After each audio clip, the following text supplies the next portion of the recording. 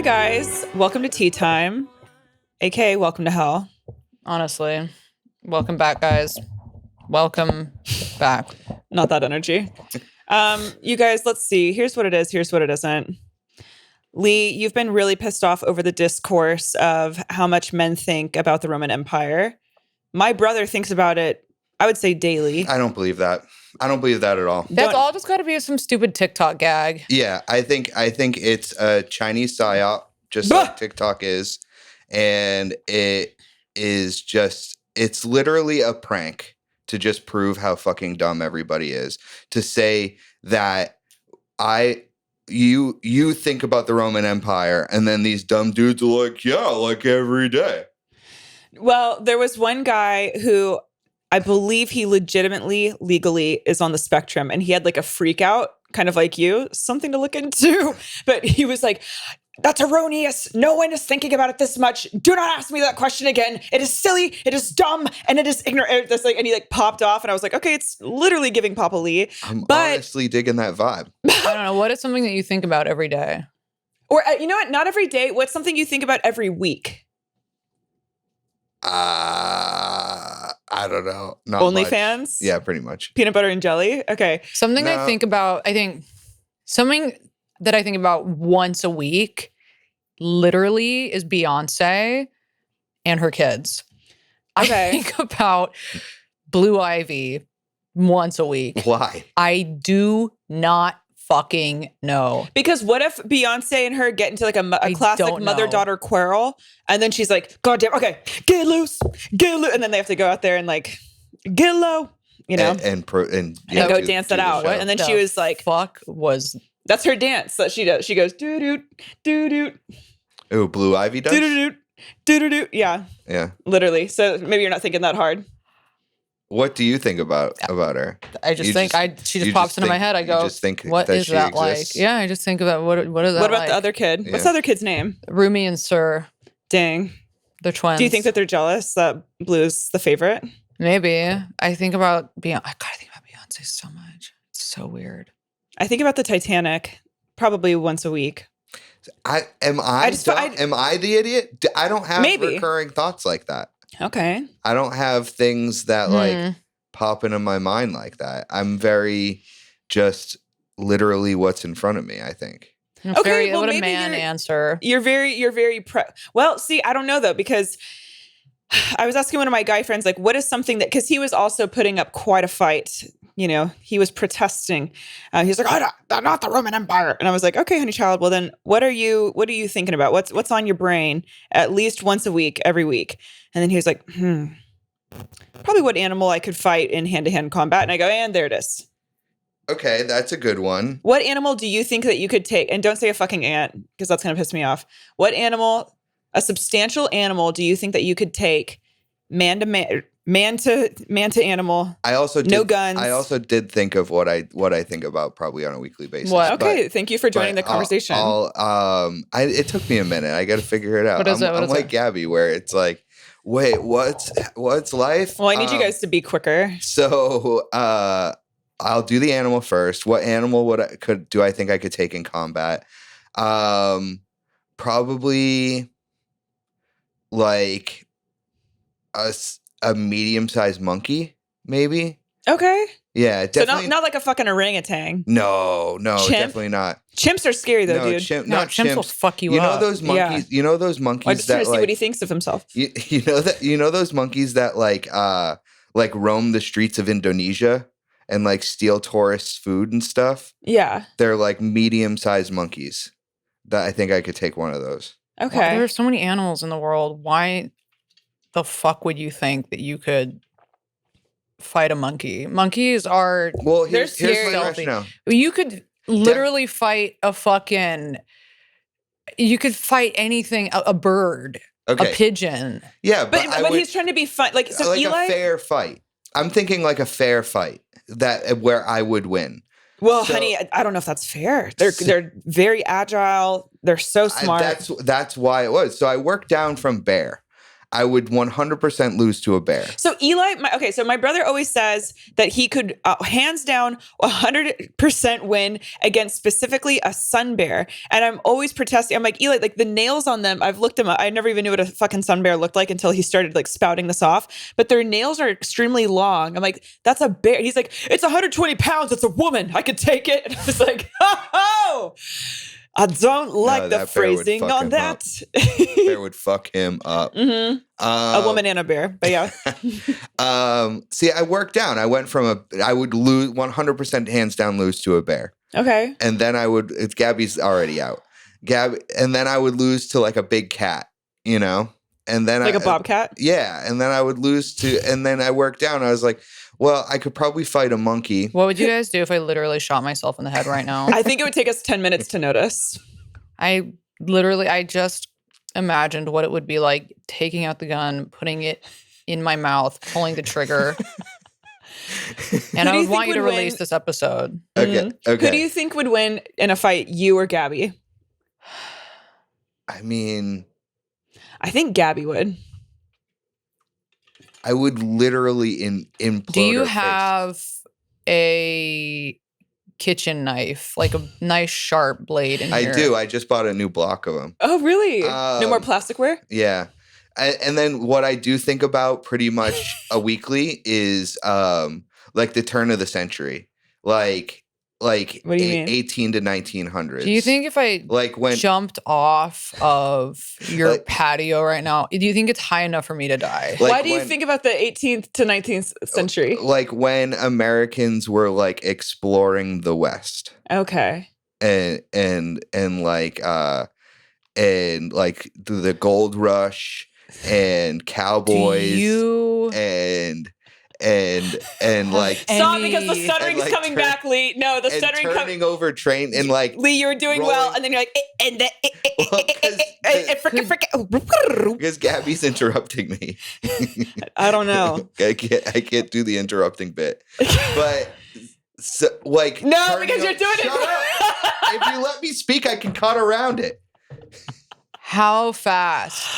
Do you think I could fill up your then add something to the conversation instead of sitting there like a lump if you want to talk about something else. And bring a toaster in there. You don't think about like the turn of the century, like old whores in the West?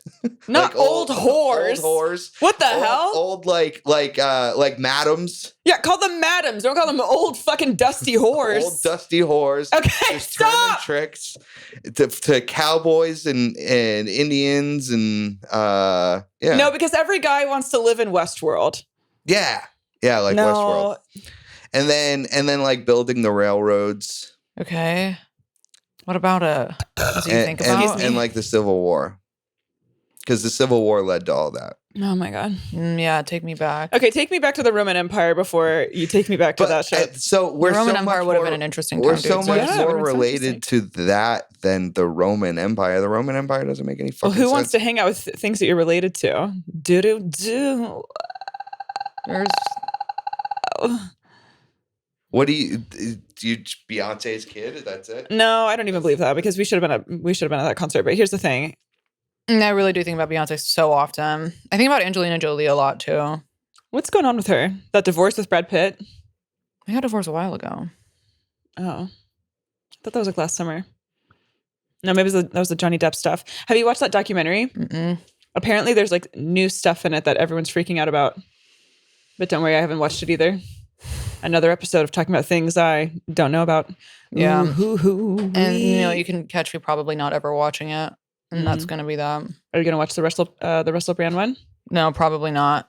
Cool. Do you think he did it? Do I think he did what? Yeah. Probably. Why do I think that? Because Russell Brand is a known sex and drug addict. And I think when you're a drug addict in active addiction, you're probably out there. And so. Lee, did you ever catch any? No, I can't say that I have. Thank God. Oh my God. I bet there are some women out there who would disagree. Is there anything you would like to talk about? Yeah, Beyonce and Blue fucking Ivy. Okay. That's Yeah, all you think about on a daily basis. It's really incredible. How is it incredible? She's an What's extremely incredible about it? powerful woman. How does one person harness so much power? I don't know. How? I think Who, about Chris. Beyonce? I think Yes. Or Chris, Blue Ivy? Well, Blue she's- Ivy. No, I think about Kris Jenner in that way. no. Beyonce has You think Kris Jenner's power? I think she- absolutely not the No, way that yes, she- Beyonce is. No, Not Beyonce's the- extremely talented, yes, and she's extremely, extremely wealthy, and that is wild. But Kris Jenner is like a mob boss. Yeah, she is. But Beyonce harnesses like the power of gods. Kris Jenner does not harness No, the but power she's still of a powerful gods. woman. It's in a different way. She harnesses Kris Jenner. Okay, yes, Beyonce harnesses the power of gods. Kris Jenner harnesses the power of the devil, and that to me is fascinating. Yeah, but it's not. But like you look at Beyonce, I'm like, this is an otherworldly human being. There is something inside of that woman that is untouchable by the layman. Kris Jenner is just like, she got lucky through circumstance and money and da-da-da. Beyonce harnesses No, I disagree. fucking power. Kris Jenner could not ever in her motherfucking life do what Beyonce. Nobody But can I'm do not what saying Beyonce that she does. would. Well, of course not. That's why she's Beyonce. That's why she's literally But that's the what queen. they're not even on the same plane. Well, because Beyonce's with the gods and Kris Jenner's with the devil. Kris Jenner harnesses power in a way that is that of like a fucking queen from like a time long ago. The way that she orchestrates drama, the way that her connections run so deep. She was hanging out with Beyonce. I'm like, why are you doing? And Kim and her aren't even close. It's so bizarre. You see her in all these different social circles, and it's honestly insane. She knows what she's doing, but she's no. But we're not talking about singing. We're not talking about dancing. Not even about singing and dancing. You look at that woman and you go, there's something in you that is untouchable. That 1%. I think Jay-Z's scared of her. Anybody should be scared of her. She wields the power of humanity in her body. And that's true. Mm-hmm. Cool. All right, I great. know it. Okay, let's Gab, get glad we got into- that done. Okay, so this is a new segment that we're doing, and this app is available in the App Store by searching RFDB for red flag or deal breaker, and you can get this app for the low price of $2.99. You want to have fun with your friends, you guys? This is how to do it. Let's pull up the first one here. They have a dating podcast. They have a dating podcast. Red flag. No, actually, Deal breaker. deal breaker. I wouldn't want to date a guy who has a dating podcast. Anyone that dates us is already the strongest soldier, and this isn't even a dating podcast. This is like a breakup podcast. So dating someone who has a dating podcast, just actually kill me. I wouldn't. Red flag. I would not want to date a guy with a dating I mean, podcast. deal breaker. Society says red flag. Well, Green flag. Okay. Fucking. green flag, they're a narcissist, but next. They default to a 10% tip unless truly exceptional. Deal breaker.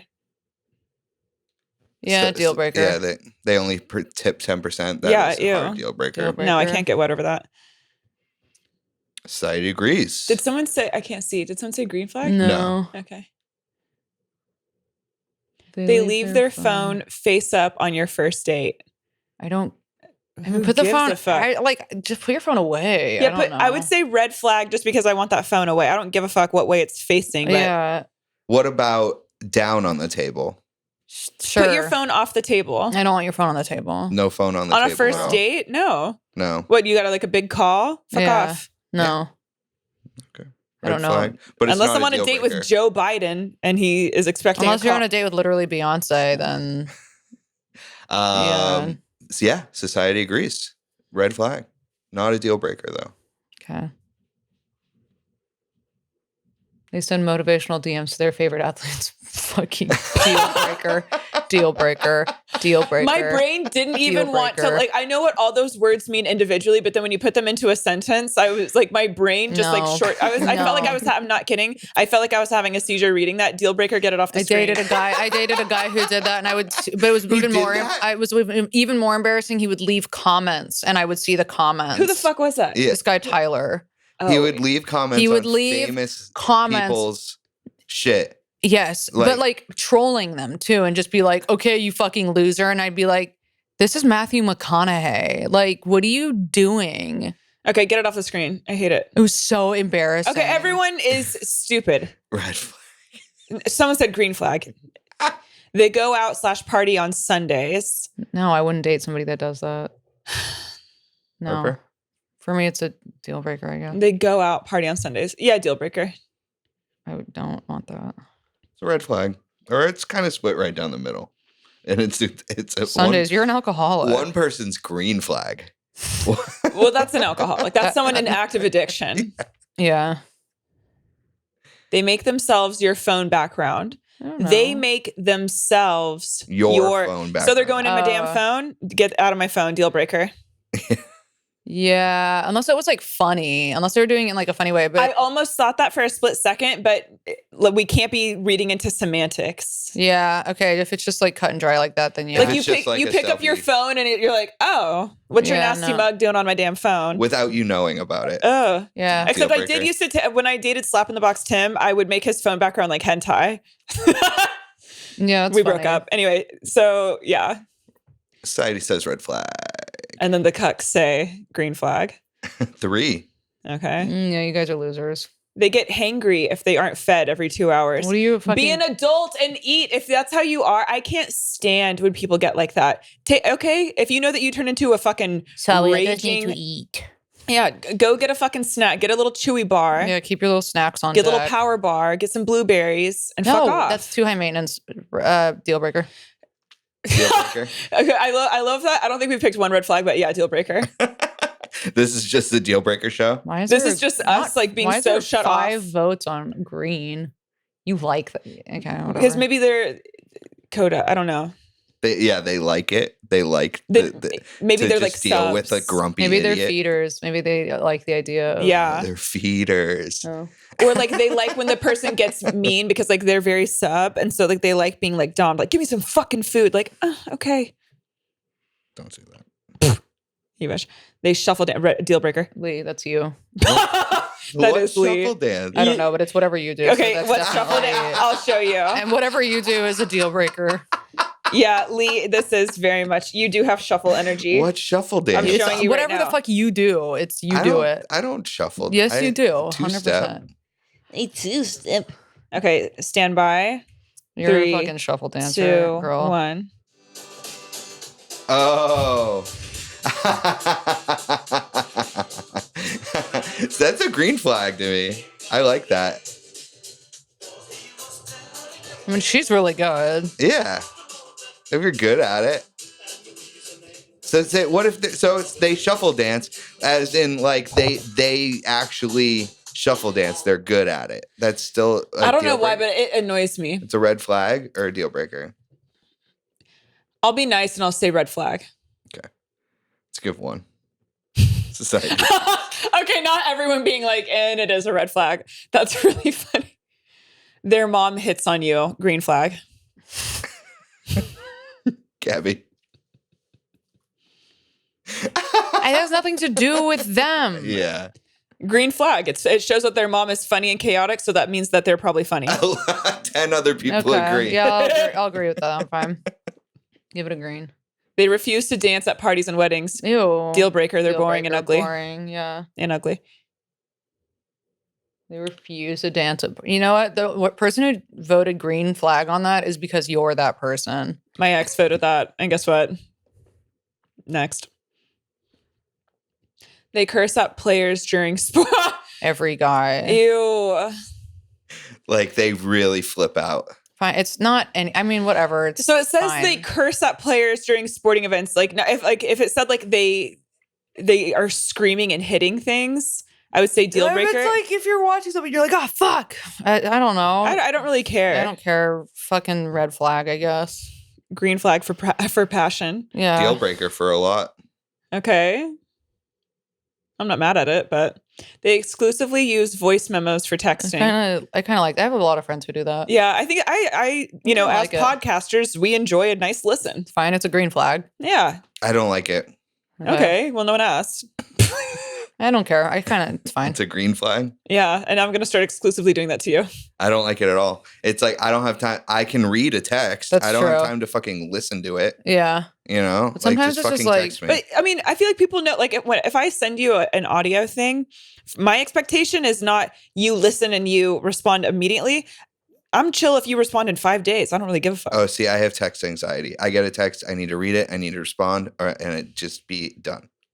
I can't let text. Lee, sit. you remind me of one of those hamsters in like PetSmart or something, and like all the other hamsters are like, kind of like curled up in their little like ripped up newspapers, and then you're just like on the wheel by yourself, and Yeah. everyone else is just like kind of chill and mellow. They're like in the little igloo, and you're just that's you. Yeah, that's me. Okay, shuffling.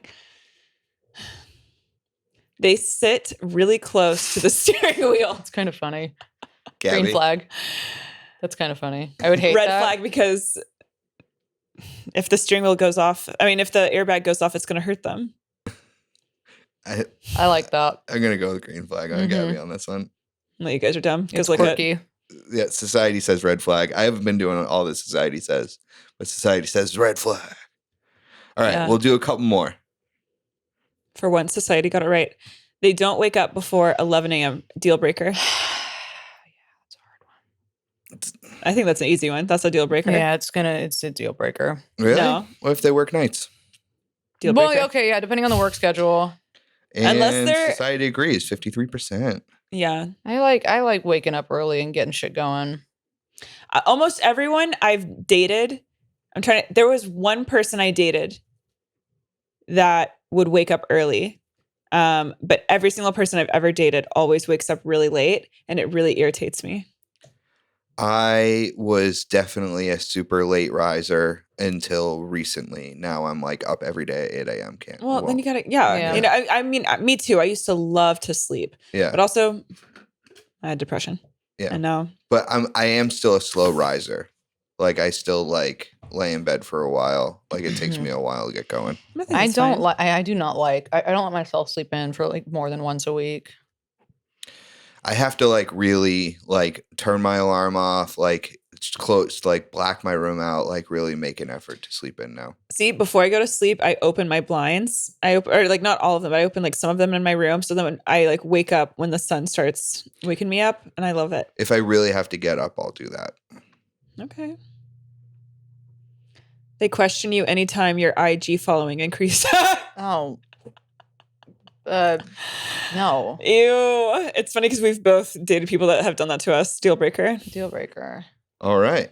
Fuck off. That'll do it for today's edition of RFDB. Go ahead and buy it in your Apple App Store for $2.99. Thanks for playing, guys. Go have It's fun cute with your and buddies, guys. fun.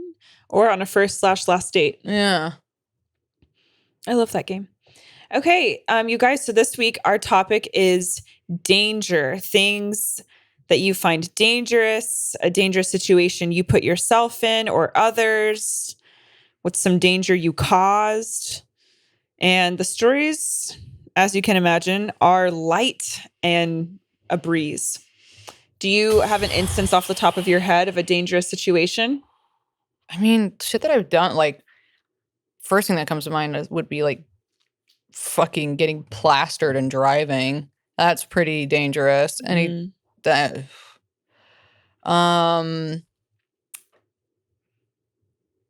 yeah, I mean, when I was young and like sneaking out at night to like hang out with fucking old guys, that's Ew. dangerous. When I was in high school, the first time I hung out with this guy who was, again, so much older than me, I was 16. First time I'd ever hung out with him, I took the train down to San Diego to like meet him for the first time and like slept with him in his car. Dangerous. Jesus Christ. Yeah, Wow. dangerous. Didn't tell my parents, lied to my parents, said I was going to a water polo tournament. Took the train down to San Diego, slept with a 22-year-old guy in his car. It's dangerous. Was water polo tournament something that you did often? I played water polo. Oh, you played water Yeah, polo. that's- Okay. my parents like not even questioning it. They're just like, yeah, all right, later.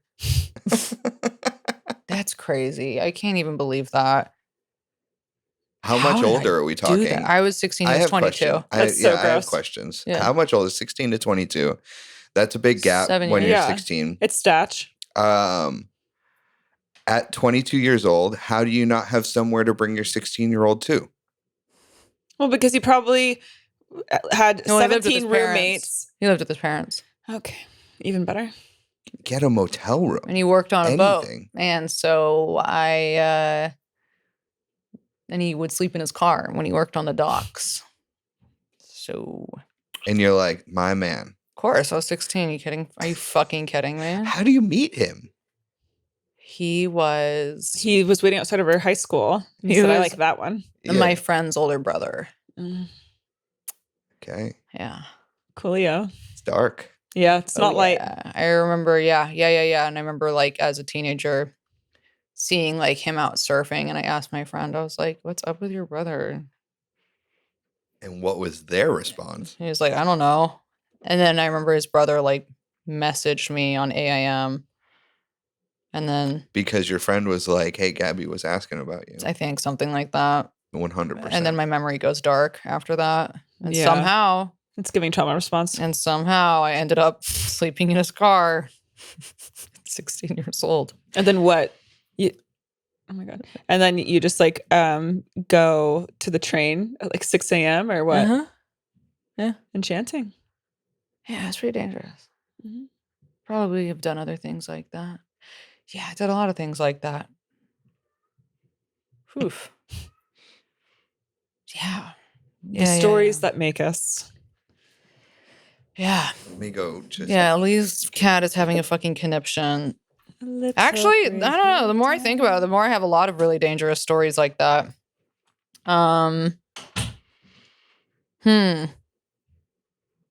Yeah, sneaking out at night to go hang out with a bunch of like drunk losers in high school. And we would all just like get really fucked up in their houses together. And then one of the other drunk losers would drive us home. Nobody had a license. It's pretty dangerous. I think to be a teenager is to live in a state of danger, especially when you're rebelling. My friend in high school used to drink a Four Loko on the way to the party while she drove us. Classic. So dumb. Yeah, it's a classic move. I think I have a bunch of stories like that, but just to mix up the vibe, I was with my best friend I think it was like 2 summers ago, and I was with Eli out to eat at Millie's, and then she stops by, says hi to us, and then Eli was going his way, and then I was going my way with hers, and then all of a sudden we realized that her phone went missing. And we were just like, wait a minute, like what happened? We actually found out because I had her log in to find my iPhone on my phone.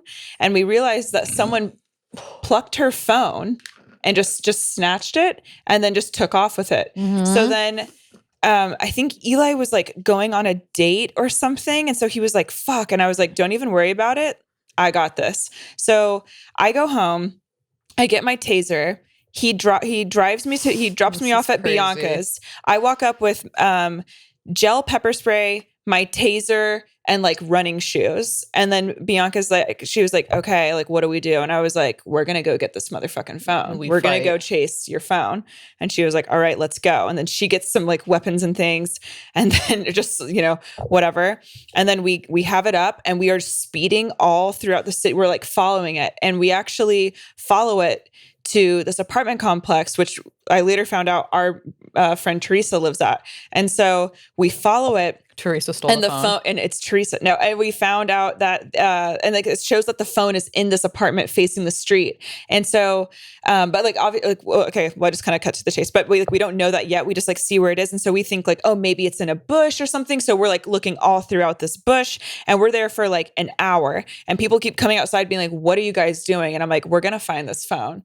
And then eventually like her boyfriend rolls up with like, these 2 guys that he worked with. And they're like 2 like really big ass dudes. And then we're marching all around. We're going up and we're knocking on all these apartments. And then this guy like won't open the door. And we're like, oh bitch, the phone's in there. And then, some yelling happened. it ended up being okay. We got the phone, but this kid stole her fucking phone. And so it was more of like So an the guy adrenaline. that didn't open the door did have the phone. Yeah, he did have the phone. How old was the kid? Like in his 20s, and he lived with his grandparents. Idiot. And I said, wow. So it was, Can't believe you guys it got ended it. up being okay, but it could have been. He lived with his grandparents. He lived, yes, with his grandparents. Sorry. Wow. Yeah. I was just reiterating that's what you said. Oh, but yeah. my bad. Wow. But of course, I got a DUI when I was 20 because I started to reverse my car going down a one-way street. So that was a cute little thing. I was trying to get away from this creepy ass Marine. Which I would say Marines are more dangerous than drinking and driving. And I would say that too. Hot and that's take. actually why I made the decision. I was like, I need to act. And then I remember he was getting really mad at me because like I was like a virgin at the time and just like very like nervous and scared. I was like 20 or something. And he like kept like pressuring me in the bar to hook up. And I was like, no. And I didn't know where my friend was. And he was just like, he's like, so what? Like, I fight for your country and you can't like show me a little like love and respect. Thank you for your service. And I was like, thanks for the service, but I will not be servicing you. And so then and then he followed me out and I like ran into my car and I locked the door and he like kept pulling on the door and then he like fucked off and I was like, fuck this. I'm literally leaving. And then I reverse and then I couldn't even like, I think I was like trying to turn around, but I was fucked up. So I was like, it looked like I was about to start driving down and then I was about to reverse it. And then a cop car just pulls right up. And I was like, fuck. Wild. I haven't driven since. Another dangerous thing. Yeah, another dangerous thing. Doing anything ever on social media. Having Instagram is and TikTok, that's dangerous. It is dangerous. Which once again, thank you, Lee, for taking over Yeah. my account. So I just had the thought. I just remembered when I was like 17. I went to a tour. This is going to be a throwback for people who know, but it was the Taste of Chaos tour. It was like My Chemical Romance and something other people, but I forget who was on the show. But it was like a big show, and it was in an arena, and the arena was like kind of the closest like small city to where we grew up. And we drive to the show. We're 17, so I like just had gotten my car, and I drive us to the show, and we have a full car of people. And then when we get out, it's a straight up blizzard, and there was a foot of snow on the ground, and it was the drive back was like all back roads. And like no lights and nothing was plowed at all. And so I was just scary. Yeah. So I was like, it was like a 40-minute drive just in like we were the only ones on the road because it was literally a blizzard. Nobody like they told people not to be out on the roads and nothing was plowed. I can't believe nothing was plowed yet. Like there's so much more on top of this now. But I mean, 17, this was about 20 years ago. They just didn't do anything. Like we didn't see like another person for so long. Hold on. Fuck. It's really crazy to think that 20 years ago you were 17 because like I still feel like I'm 17 and that was so long ago. Yeah. That was so long ago. Like and 15 years. Yeah, and I still feel I'm still that age. Well, your brain does crystallize during the year. I feel like I'm 23 and that's on. Trauma is actually the new Botox. That's what keeps you useful. That's funny. That's true. Jesus Christ, dude. What the 17? That's not long All I ago. know is, speaking on behalf of all of us, we are all lucky to be alive and in this room. I don't know if lucky Out is of all the word. things that we've done. I mean, the other dangerous things that I've talked about is like taking handsful of Xanax and drinking. No, together. Lee, shooting heroin and doing all of that, Those are that's the dangerous. classics. No, that's not that dangerous. I got into a car with a stranger. Like I was walking home drunk, wasted. This is also 2 years ago. This is when I also knew I needed to clean my act up. But I was walking home drunk, wasted from Echo Park to where we live, like 4 or 5 miles away. And it was like 2 a.m. and this guy catcalled me. And then at a red light, I just walked up to his car and got into his Yeah, that's car crazy. and I was can't like, believe hey, you can did you give me that. a ride home? Yeah, you're wild for that. And I had it in my taser and I was like, and if you try and kill me, I'll fuck you up because I promise I'm crazier. And he was like, whoa. And he had like just yelled at us. He's like, damn, like, you're so beautiful. And I was like, hey. And he's like, oh my God. I like pulled an Uno reverse on him and then I was the creep. So and fellas, it works. And then did we hook up? That doesn't matter. But all I know is that's a dark stain on my past and that's on that. I will say that. And don't do that, everyone. Okay. You can always come here for some wholesome stories. Yeah. Weird dad tries to pull some weird shit on me. So aside from living amongst men on a daily basis, that is already dangerous, I feel like I've put myself in some pretty stupid situations as a teen. The one that makes me wonder, what if to this day is a time my friend's dad tried to give me a mystery pill? For some background, this was the hangout house of 3 brothers. So you already know because it's the hangout house that it's already bad. Yeah.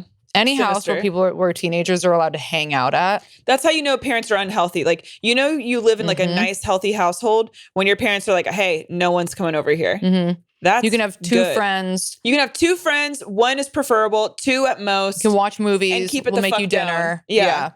And by 10 p.m., y'all better shut the fuck up. No, the hangout house. Come on over. Don't check the bottom fridge. You're like, okay. The mom and dad are always drunk and then like, fucking and fighting. Or there's like the parents aren't there. There's some when the weird... parents truly don't care at all, there's darkness there.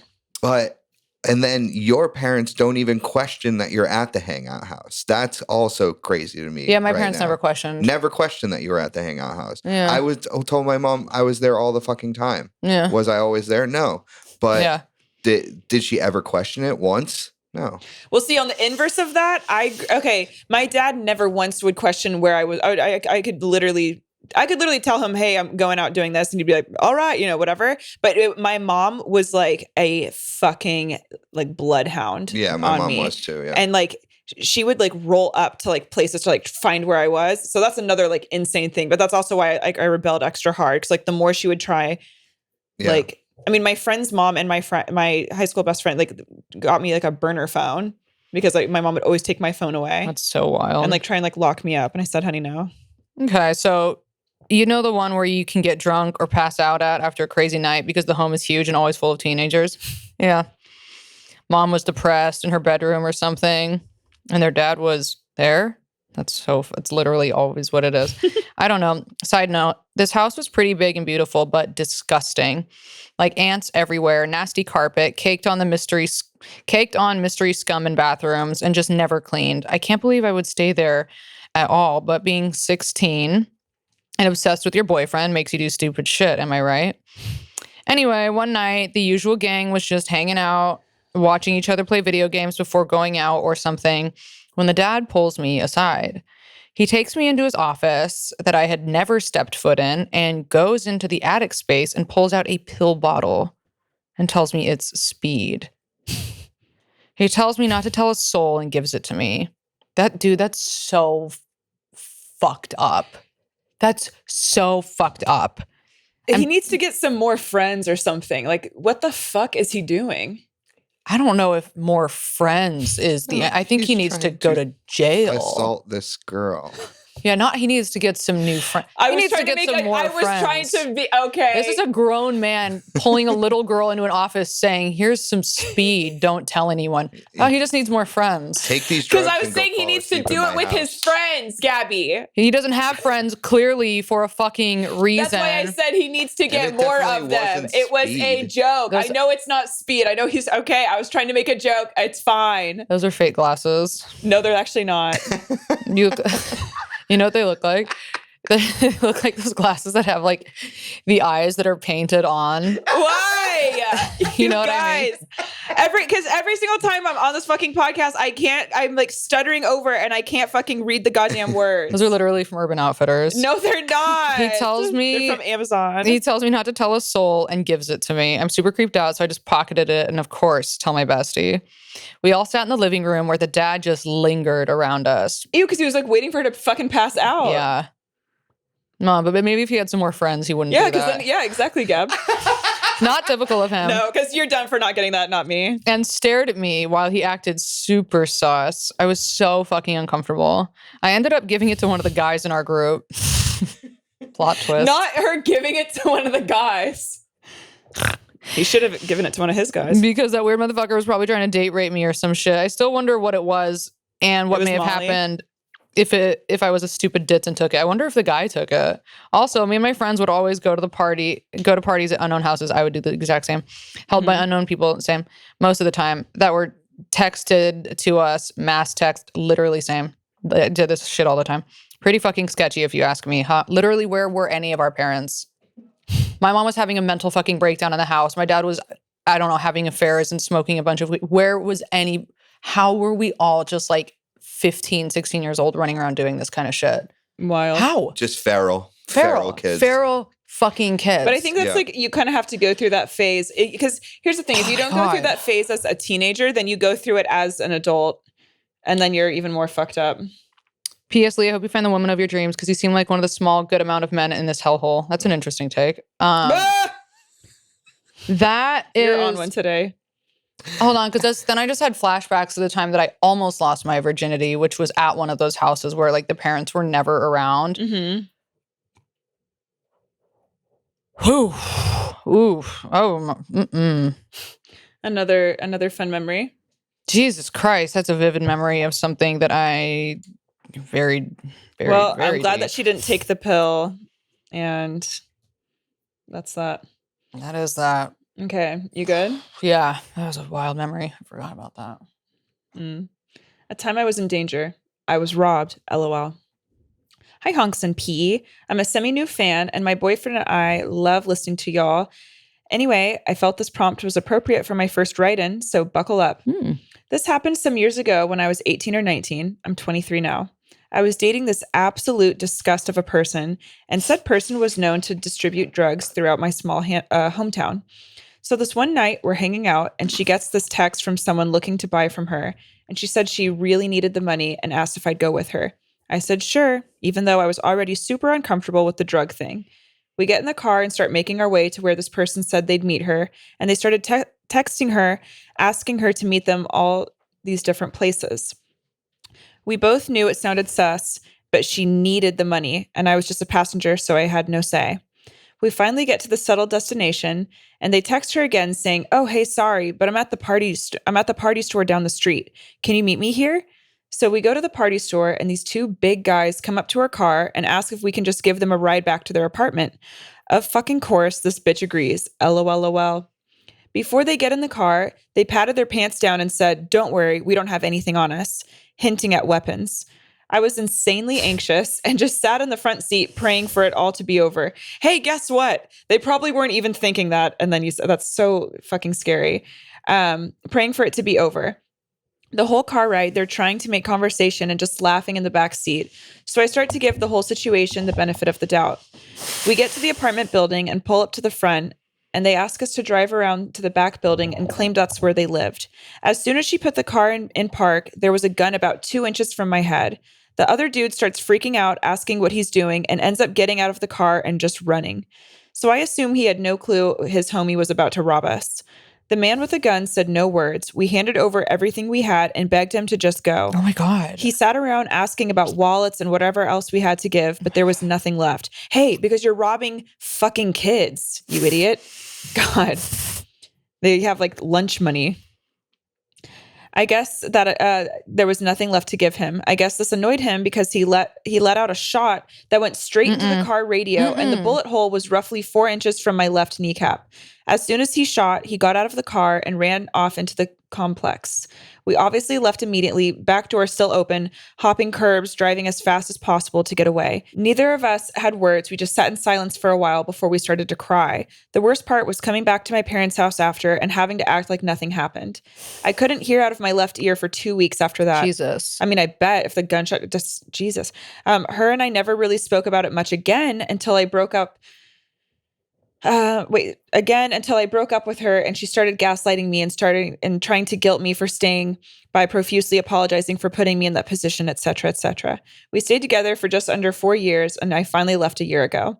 I was left with a panic disorder, dissociative disorder, PTSD, and agoraphobia. So I didn't leave my house for over a year. Love that for me. Anyways, I'm getting better every day and found my soulmate who helps me jump my mental hurdles every single day. Stay sexy, bestie, queens. Also come to Michigan, please. I'd die. Oh my I God. highly recommend EMDR therapy for that. I attached a photo of the bullet that fell out of the dash a few days later. Jesus Christ. And here's the bullet. Okay, turn it into a necklace. Okay. Ooh, it's really Get it melted traumatic. down. I know. That's so fucking scary. Yeah, I mean, I would have all of that too. Jesus.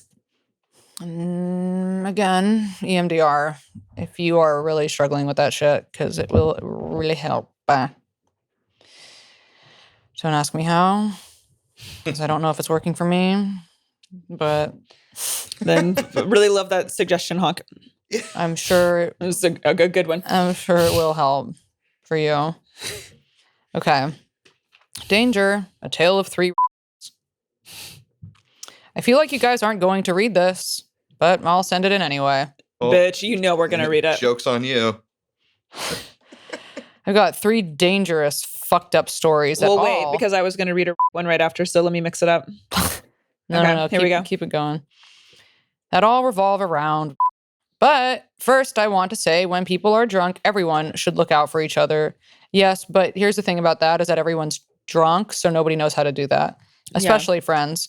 Yes, in theory, yes. But again, you're drunk, so it's nobody knows. It's the blind leading the blind.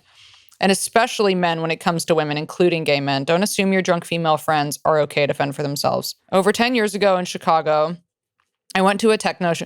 That just makes me think about like every time I've been drunk, and it's like when it's you and like a drunk friend, somebody's a little bit more drunk. So it's like the drunk person has to babysit the blackout person or something. But yeah. And it's like, okay. Over 10 years ago in Chicago, I went to a techno show with my male best friend.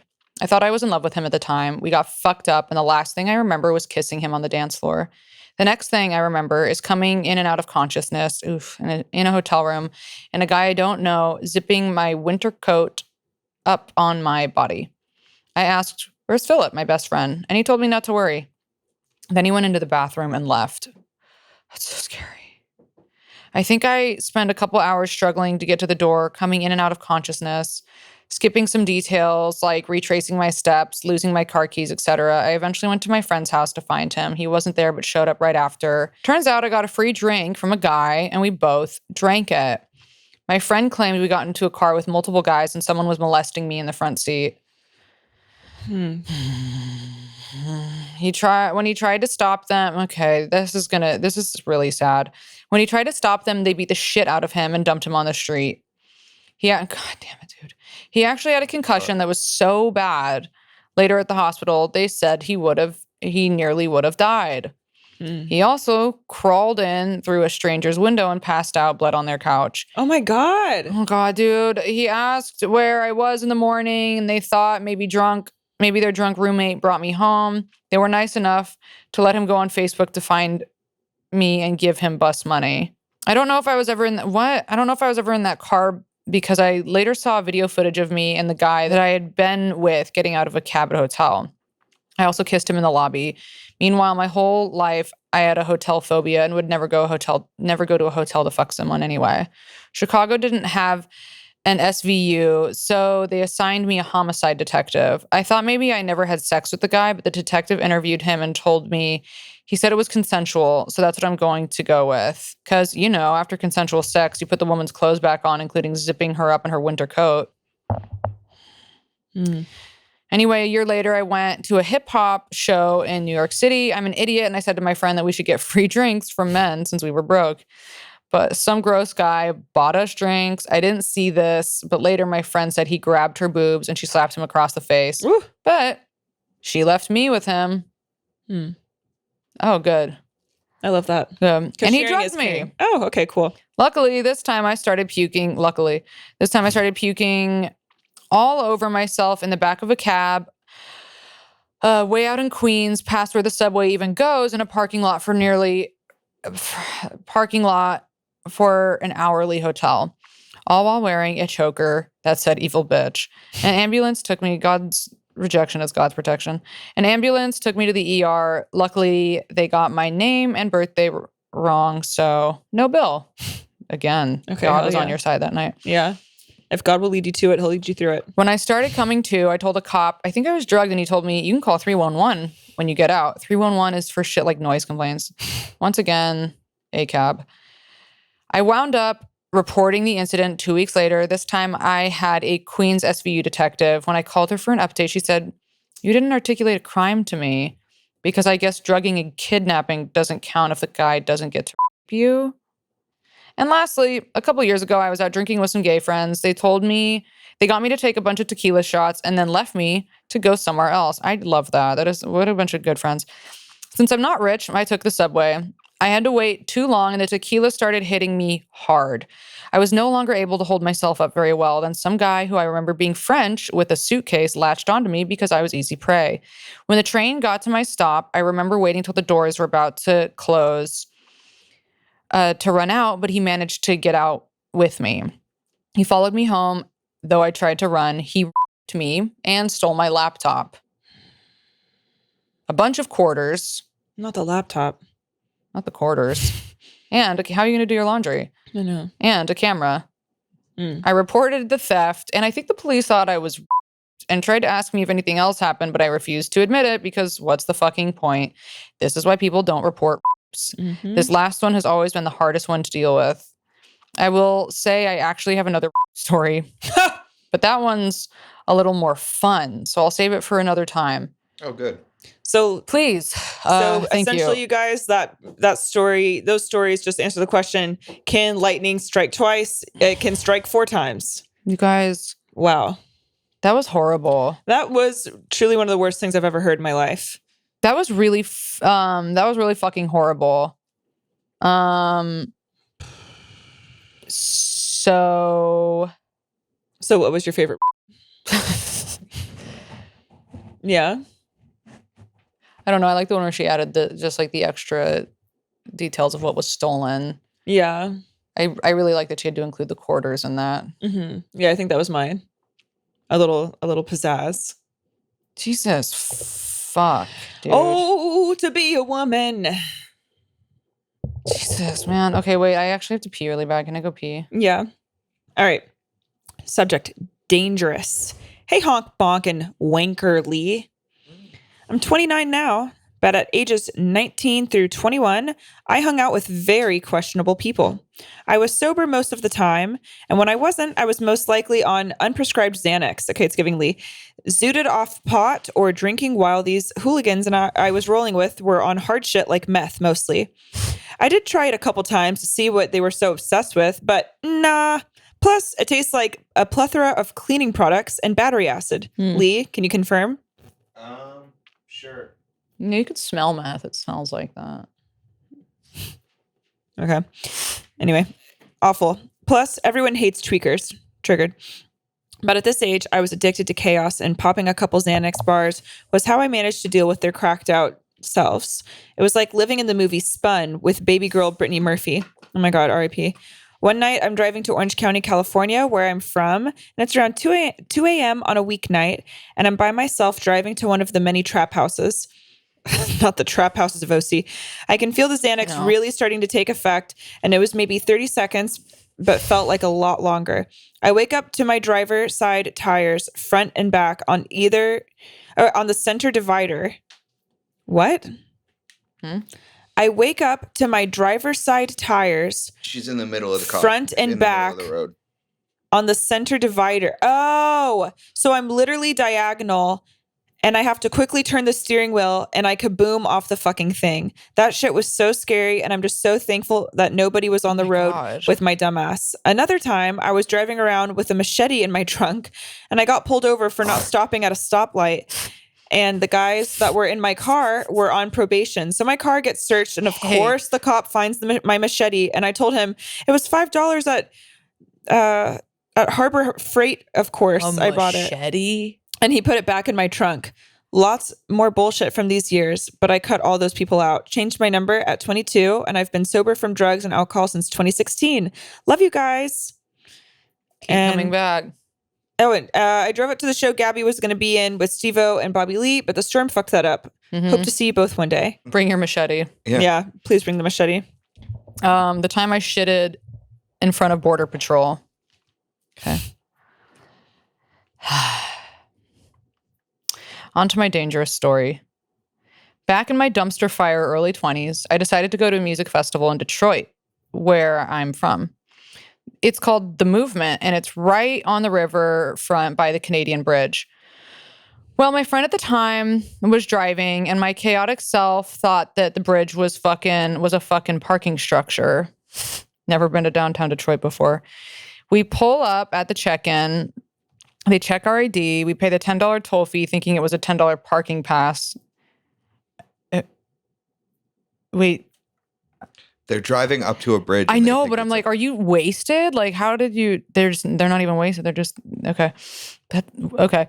Yeah. We keep driving, wondering when we were going to find a parking spot.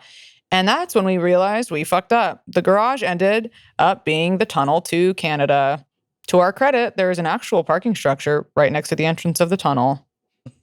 We get to the end of the tunnel, and being the dump asses we were, we did a U-turn when we really should have drove up to the other checkpoint and told them we fucked up. Let me tell you, American Border Patrol ain't messing around. They be out there side pointing their guns, making you wish you were never born. We pull up and they immediately flash their guns at us and scream at us to get out of the car with our hands up.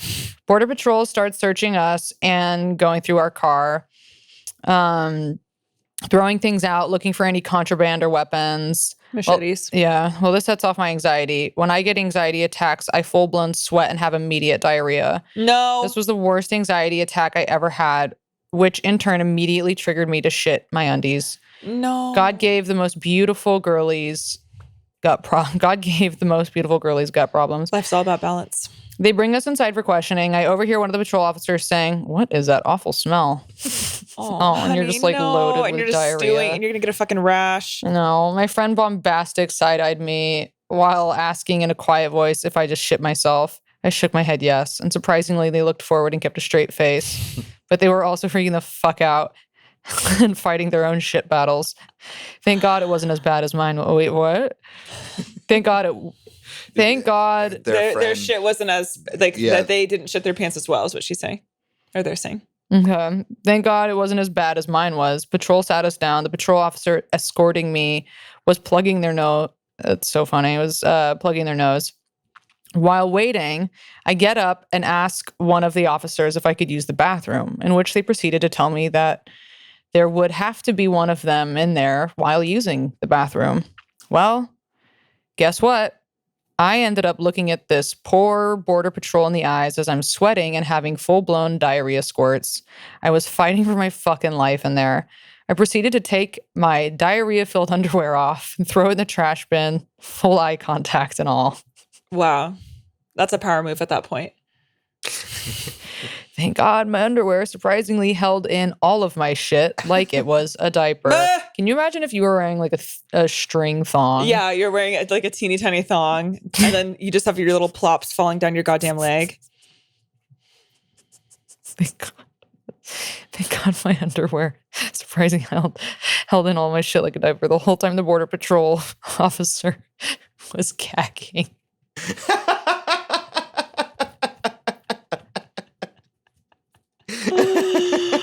Oh God. I profusely apologized, telling the officer that I have the worst diarrhea anxiety, and they replied with "Hurry up." That was the deepest connection I ever had with a stranger in my life. Ha ha ha ha ha ha. I left the bathroom that day with no dignity intact and a scorched asshole.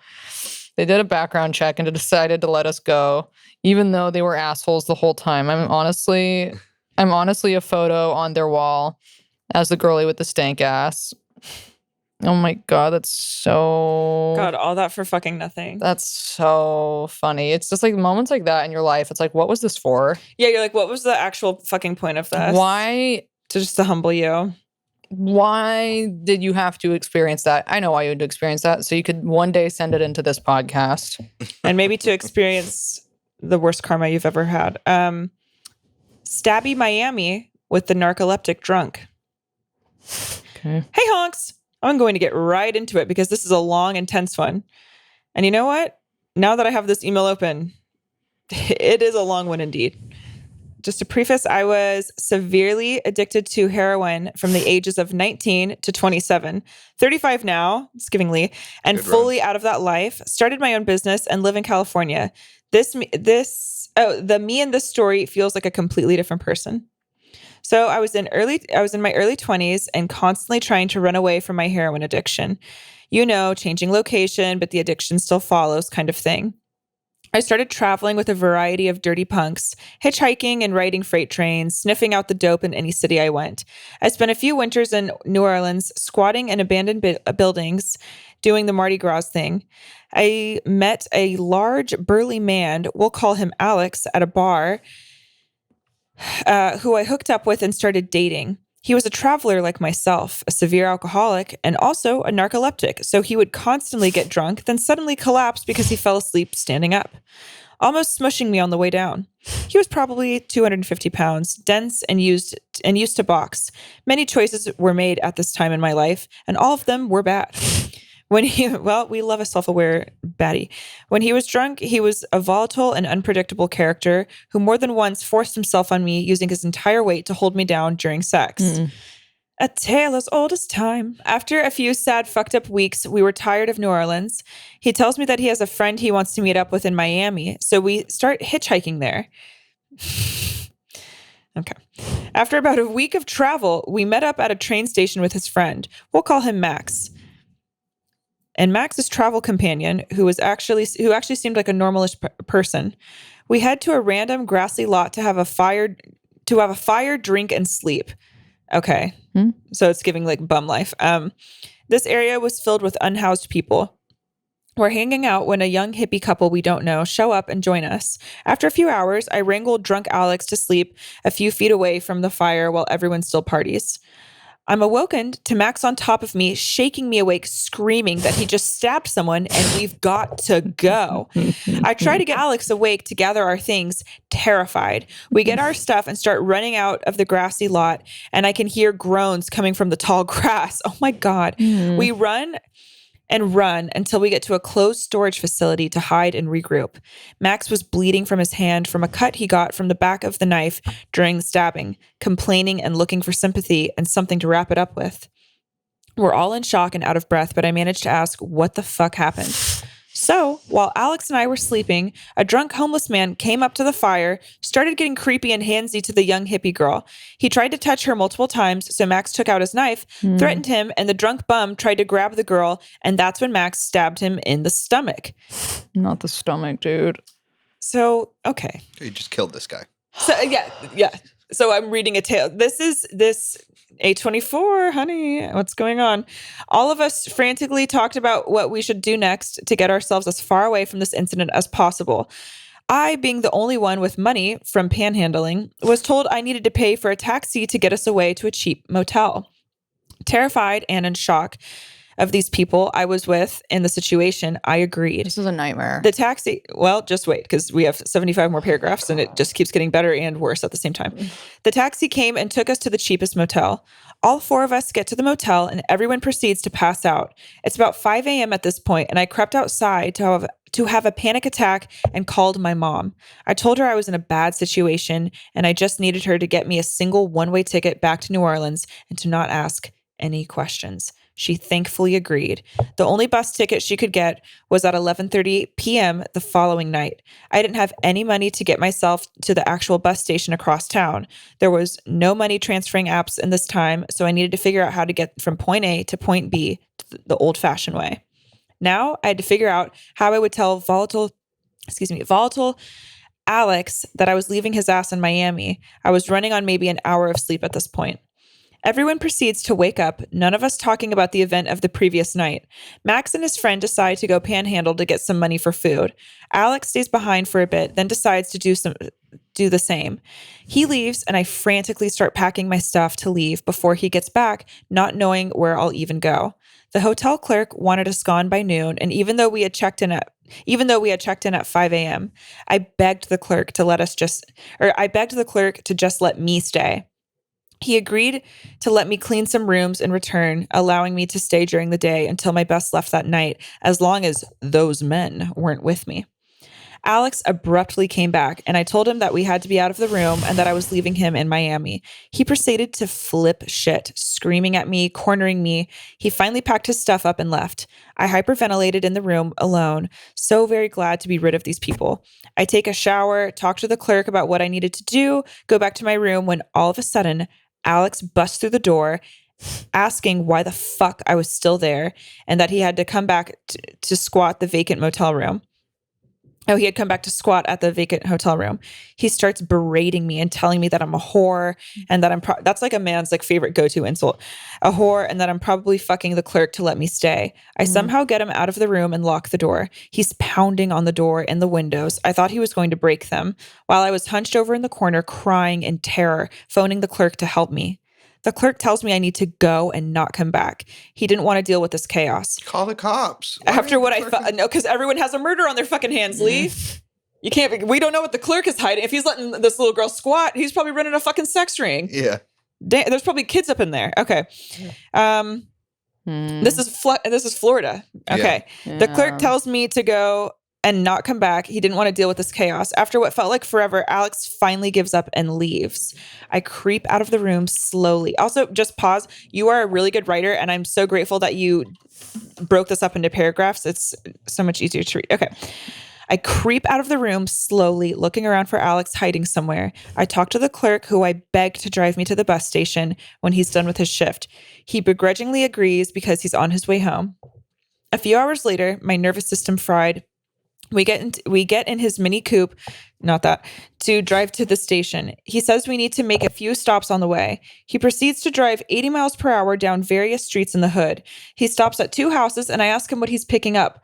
Obvious that he's trying to cop some drugs, me hoping it's heroin, of course. He pulls out a few rocks of crack, proceeds to smoke it, and asks if I want any. See, that's why they're not calling the fucking cops. Crack not being my drug of choice and being almost 24 hours of no sleep, I decline. Another terrifying 80 miles per hour drive, he drops me off at the station. I get out like a pathetic, mangled little mouse, searching around the station for Alex, waiting for me in the dark somewhere. Starving, broke, and broken. I sit chain smoking for hours, waiting for my bus to leave. A cop rolls up in his car, scary, and proceeds to chat with me and ask me if I was hungry. I told him yes, and he tells me to get in the front seat. Shaking at the thought of interacting with this cop after everything that's happened. Thankfully, he takes me to Dunkin' Donuts, chats nicely with me. He asks me if I'm a stripper because a lot of young women come down here to strip and get into trouble. I tell him no and explain that my boyfriend was abusive and that I was leaving him here. He was kind and understanding, the nicest cop I've ever encountered. He drops me off with no incident and I catch the bus back to New Orleans. Okay, my heart was just racing for you. I thought some dark shit was going to go down. When we got back, I searched the news to figure out what happened, but couldn't find anything, as crime is obviously prevalent in Miami. A few weeks later, I encounter Alex at a bar. I leave immediately, shaking. A time later, I encounter Max at a bar. He's trying to chat with me. He's trying to chat me up as none of the events happened and even hit on me. I leave New Orleans and never see any of them again. I hear a few years later, Max is in prison. Who knows for what? Hopefully his scary ass is still in there. And I see on Facebook that Alex is dating a girl I know. I messaged her a warning of his abusive tendencies. She stayed with him for years and messaged me shortly after she left him to thank me for warning her. She suffered a lot from him, but she was thankful for my warning as it made her feel like she wasn't crazy or overreacting to his abuse. The end. Hope the length of this doesn't scare you off. I did leave out a few things to condense. No, it was long, but in my opinion, worth it. That was a great story. That was a great story. That was phenomenal. Yeah.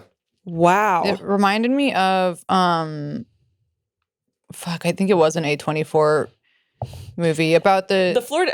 It was the movie based off the Twitter chain. Yeah, I saw that movie. What is that called? And it has the guy from Succession in it, the Greg guy. It was really good. It was phenomenal. That's what it reminded me of too.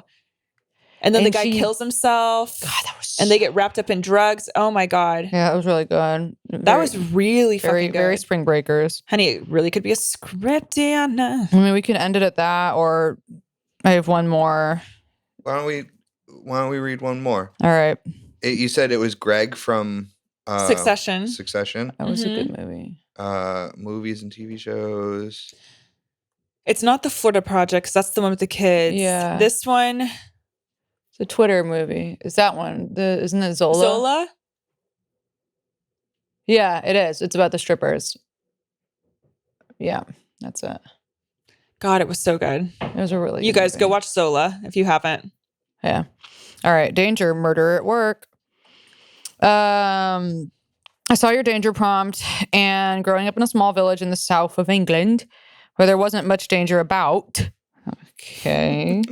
However, I had quite a few honestly jarring experiences at my hotel job. This hotel is in my very small village. God, England is something else, isn't it? Just outside of the small, posh, and pretty boring city it's close to. However, almost every single night I worked there during busy times of the year, I would interact with the most insane and deranged people I've ever encountered. Lots of my coworkers are ex-convicts, lots of them on drugs. So overall, is definitely not a healthy work environment. The customers also usually manage to match the crazy levels of my coworkers. One of my absolute favorite crazy customers was an American soldier who stayed at the hotel for a few months as it was close to an army base.